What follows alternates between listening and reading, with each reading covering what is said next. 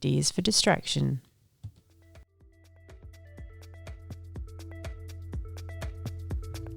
Hi, I'm Bec from Be Free Emotional Fitness Training, and I support women and girls to become emotionally stronger. And I'm Vern from Move Forward Mentoring, and I specialise in male mentoring, helping boys and men find their passion, speak from their heart, and build better relationships. And together we are Rekindling Relationships. We work with couples through mentoring sessions as well as facilitating communication and creative workshops to build deeper connections. Welcome to our podcast, designed to help you strengthen and bring more fun into your partnership, as well as create a more loving, healthy, and strong connection. Hi everyone. Today we're talking about distractions. What are they? How do they affect our relationships? And what we can do about them. Hi everyone. Distractions. Distractions come in a lot of different forms. Probably the one which is most relevant to us at the moment is technology. To phones and iPads, any form of screens. They can be things like social media, games, gambling, Netflix, porn. There's a whole range of things that can be a distraction in our modern lives. Yeah, that's the one that seems to be the problem, is social media or tech. There's also other distractions like alcohol, drugs, binge eating, activities like overworking and the gym. They're distractions that people seem to get wound up in. And I think we've seen before, we've gone out to dinner and there's a couple sitting at a table and they're both on their phones, what seems like the whole meal, and they don't really take any notice of each other. It seems like they're just in their own little bubble there, messaging and communicating with people who aren't in that space, who are somewhere else. It's interesting. I was reading a study that said 1 in 5 people in relationships feel that they are neglected in the relationship. And for what reason? Because their partner is distracted by other things. They feel lonely, isolated and disconnected. As you would. The interesting thing about phones, this is really pertinent right now because we carry our phones everywhere. We carry this piece of technology which allows us to work and play wherever we are, but there doesn't seem to be a lot of guidelines in relationships about how and when we use them. So true. And it's almost like a lot of these distractions are ultimately distracting us from not dealing with something bigger. If you were out and about and you were having dinner together, it's almost like it's become an acceptable distraction, whereas a lot of other distractions are less acceptable. Yeah, and I think because we sort of assume that why not be on our phones? You know, there might be something important there. We might look on there to check a message and then there's an email and then we get caught up in it without realizing that there's a person sitting there. One of the saddest things to see is a couple out for dinner and one person's on their phone and the other one's not on their phone. They just look really lonely, sitting there watching the other person swipe away. And before you know it's 10 minutes later and they've disengaged from that person in the conversation. And the thing is with phones is it's like carrying your laptop around because you can do everything on them. You know, might just, oh, look, I've got a message, so I'll quickly respond to that. But, I'll check my email. Whereas you wouldn't like quickly whip out your laptop at dinner and start, responding to messages, whereas you can, your phone has become like a laptop that you carry around because you can do everything on it that you can on your laptop. It's interesting when you have a family sitting down to watch a movie together, then it's a shared experience. But when everyone's doing their own thing, someone's on their phone, someone's on an iPad, someone's gaming, then everyone's living their own separate experience and there's no connection there whatsoever. There's nothing to talk about as well. Have you had that experience when you're out for coffee or dinner and someone has been overly engaged in their... Yes, I have a friend who is always on his phone, constantly Instagramming and constantly checking things. So once we went out for dinner and I said, let's try this challenge. We'll put our phones in the middle of the table. And the first person to pick up their phone pays for lunch. Pretty much within about 5 minutes, he goes, I'm okay with paying for lunch. And he grabbed his phone. He couldn't even leave it there for the whole meal. Oh, wow. That's pretty addicted. Personally, I felt like I didn't need to be there. He wasn't that interested in catching up or chatting to me, that phone was more important. I felt a bit devalued. Yeah, I felt a bit devalued. I felt like I wasn't really worth my time showing up and having a chat and hanging out. How does it affect relationships? I like your point before that you said that it can be used as a way to not actually connect with each other. You might use it as a tool for distraction on purpose. You don't want to deal with something happening in the relationship, so it's easier just to pick up your phone and just tune out for a while. That way things don't get resolved. In one way, it's a way of not dealing with an issue in the relationship. And that's true, like you said, it could be distracting from a bigger thing you need to deal with in the relationship. But also, I think a lot of the time it's actually people have psychological discomfort they haven't dealt with. It keeps them kind of addicted and distracted by these things. You know, they might be feeling anxious, feeling restless or nervous. It's become such a habit to just pick up your phone and get distracted by it. If you're feeling a little bit unsettled, you know, quickly, what messages or what can I swipe or look at just to distract myself for a while. And then relationships just drift apart because everyone's in their own little world, doing their own thing, not speaking to each other. And there's so many other things that happen in our worlds that can take time from our relationships, whether it's kids or work. But when we actually don't give our relationships the attention they deserve, they're not going to work. They're not going to be as deep and as loving and as connected as we might like.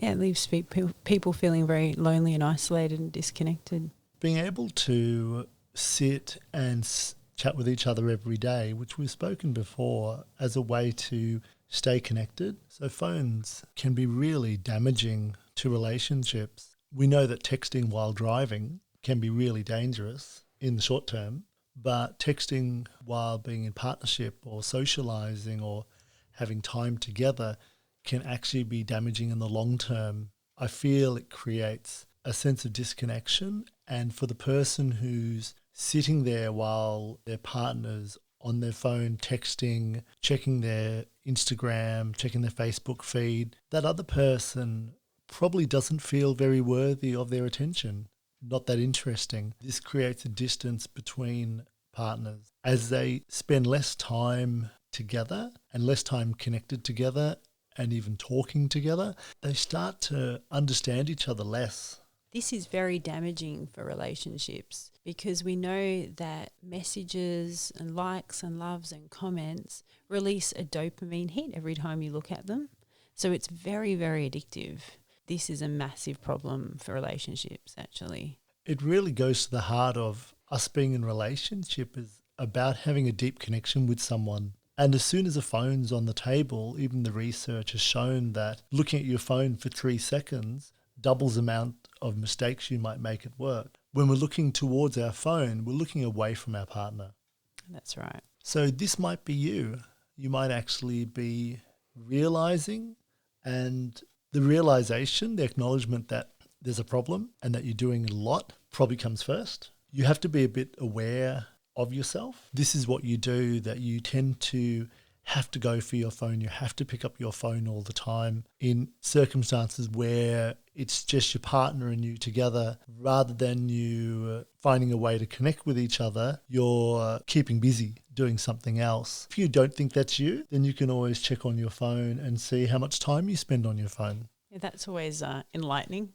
Yeah, because if you look at the phone and find out you're like, oh, I've spent 4 hours on my phone today. I wonder how long I've actually spoken with my partner for. Yeah. Or my kids. Instant understanding of our priorities and where our priorities are sitting at the moment. That's right. And sometimes we think, oh, we only work, a certain amount of hours a day. But if you actually look at your phone, you're probably continually working through the night doing stuff, aren't you? So, it's that realization that actually you're probably putting in more hours than you think because it's so convenient. Like we said before, it's like carrying your laptop around continually in your pocket. Yeah, I find that I do that I'll just notice an email and I'll go and check it because it could be something to do with work, and then I might just do that, and then I'll go down that rabbit warren of getting things done when I should just set a limit and go, okay, I'll be looking at my emails between this time and this time, and then not at all for the rest of the day. I think we get into this mindset too that we have to be contactable continually. Like, heaven forbid that we put our phone away for an hour and be non-contactable. It would freak people out a little bit. I think it's a great challenge to actually think, how long, if I put my phone down, can I leave it there for a certain period of time? Can I just stay away from it rather than having to constantly check it? And that's like your challenge with your friend and the cafe. What can we do with these distractions to stop being distracted? And that might be a really good challenge, to see a certain amount of time a day that we put it away. It might be that we go for a walk with the kids, but we don't take it with us, or we go for a walk with our partner, or we check in with each other, but we turn the phone off and put it away out of sight. I think setting limits is really important.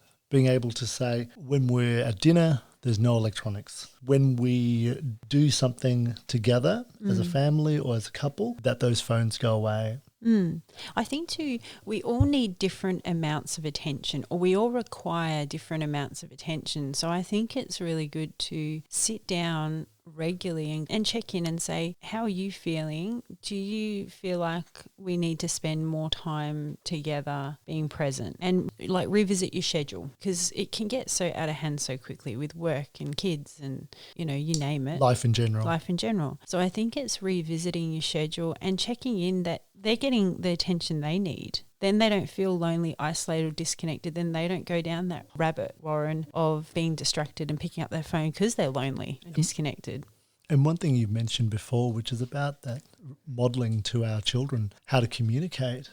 I think modelling to our children that they don't have to be on technology all the time is really important. Our kids are what you call digital natives. They've grown up with phones and laptops and screens and Xboxes around them from a very young age, and they're quite adept at spending lots and lots of time on them. If we are able to show them that you must have a balance, that you use them when you need to, but there's also time away from them, and it's really important to have time away, that helps them create a balance in their own lives about when they're going to use that technology. That's a good point. I read a study about teenagers and kids, and we often think that they are tech addicted, which can be the case. The study was on, do you feel that your parents need to spend less time on tech? Do you feel you're disconnected from your parents? And are you getting enough time with them or conversation with them? And 60% of them said they feel that they would like their parents to put their phone away for a while. It's a bit heartbreaking, isn't it? I'm even amazed when I see small children, with their parents' phone, and they're like absorbed in it, and they're out at a restaurant, and I can see the parents feel it's a way to quieten that child down so they can have a conversation. But I think we're setting ourselves up for trouble in the future, because that might be the only way that you can actually get some peace, is to put them in front of a screen. And I think that we are so used to being entertained continually, and we feel like they have to be entertained continually, when I think that's when people don't deal with what's going on around them, and we become addicted to distractions. And like you said, we can be potentially setting them up for that. It's important to realise that we don't have to entertain them all the time, and we don't have to be entertained all the time. You can sit there for half an hour or an hour and just listen, or just chat, or just be still, and that's okay. One thing that's come up in some of our podcasts is this need to have this regular time together to communicate about the relationship and how we're feeling. And I feel this is a really important time for a relationship, to help feed that relationship and have space to deeply connect, and a time when the phones should not be in sight, where the phones should be put away so they're not a distraction at all. Yeah, no relationship thrives on autopilot. So what else can we do? Well, a good way to find out if we are on technology too much is probably to ask someone who knows us, like our partner or our kids, and just say, hey, am I spending too much time on technology? You'll probably get a really honest answer, and one that you need to hear, and one that you might need to own. And then if that is the case, it is to set yourself some limits, because being distracted all the time does not make you happy. It does not make your relationships healthy and happy. It does not make you feel happy. So this is about taking control of your life, rather than having your phone and your technology and the outside influences take control of you. That's a really good idea. please check out our next podcast. E is for EFT. Thanks for listening. Please subscribe and follow us. And check out our website at rekindlingrelationships.com. Bye for now. See ya.